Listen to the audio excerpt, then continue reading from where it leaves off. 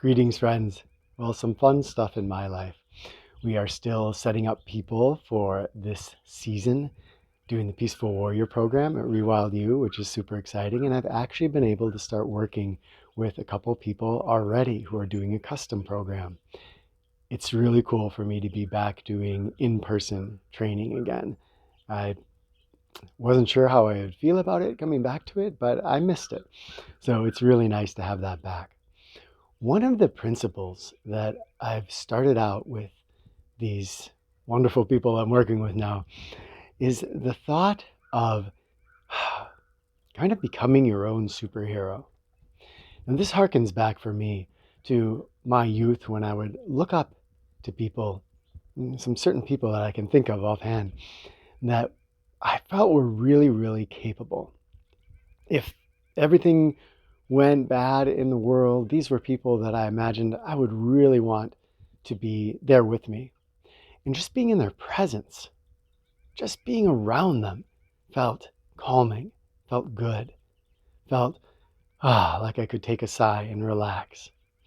There's still people today who I admire in that way, who have cultivated either certain skill sets or a wide variety of skill sets, but most importantly, have cultivated a certain poise and composure that sort of calms people down when they're around them.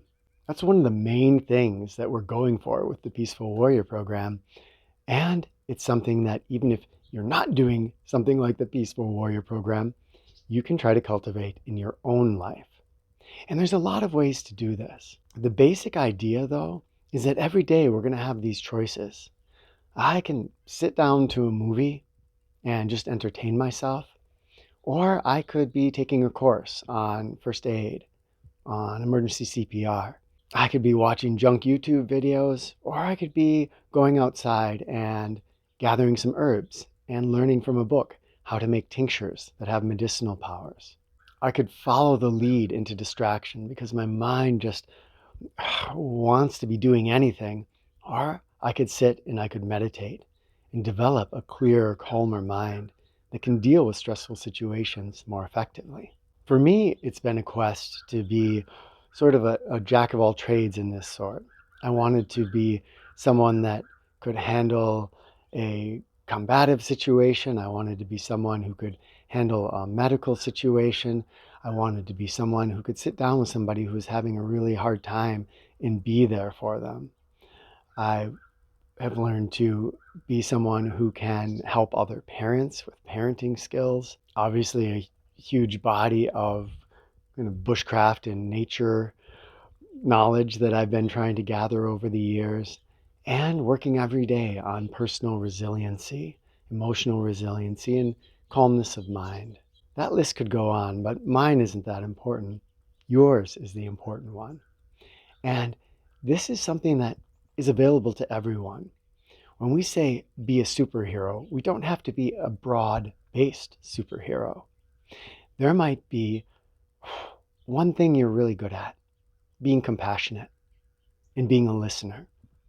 And developing that skill more fully, getting really, really good at it, that starts to make it into a superpower. And then we're prepared in a different way. If everything should fall apart, we might be that person that can be there for someone who's starting to panic and who's starting to fall into despair.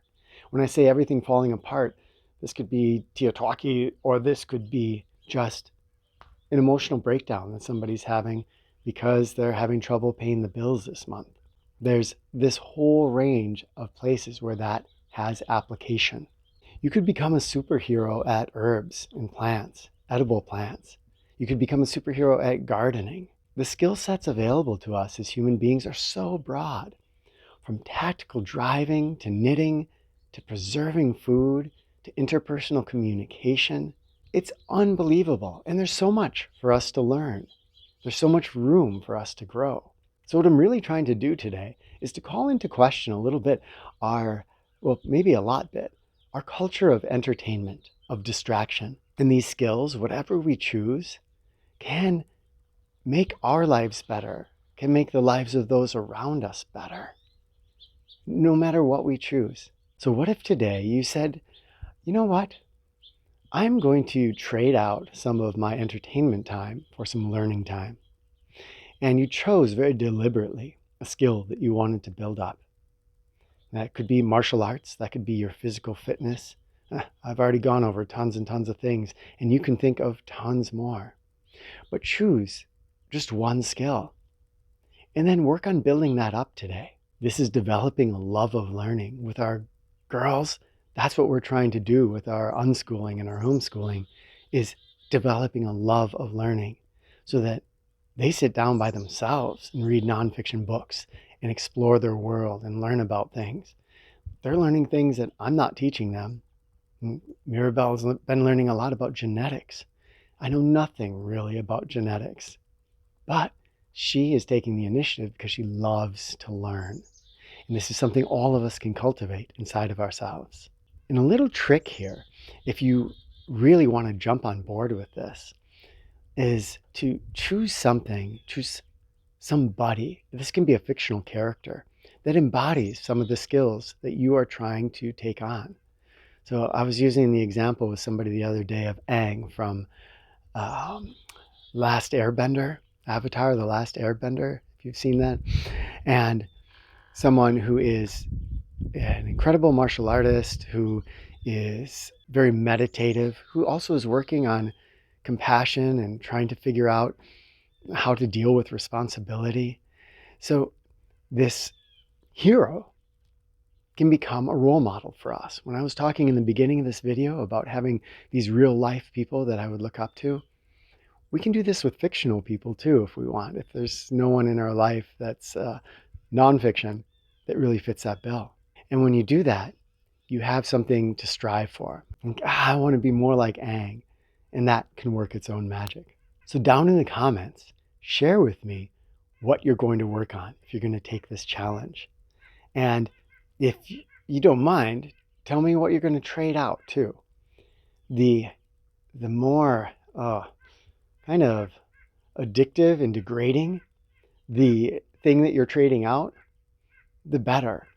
So we can trade out watching a movie, that's one thing. But if you're kind of addicted to, let's say, porn, and you're going to trade out that porn for a first aid course or learn CPR, that is an immensely incredible trade.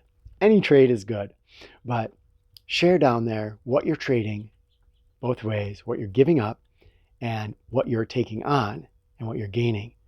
And that can inspire the rest of us. All right, my friends, thank you for being here with me today. Love to you all, and I can't wait to talk with you in the comments.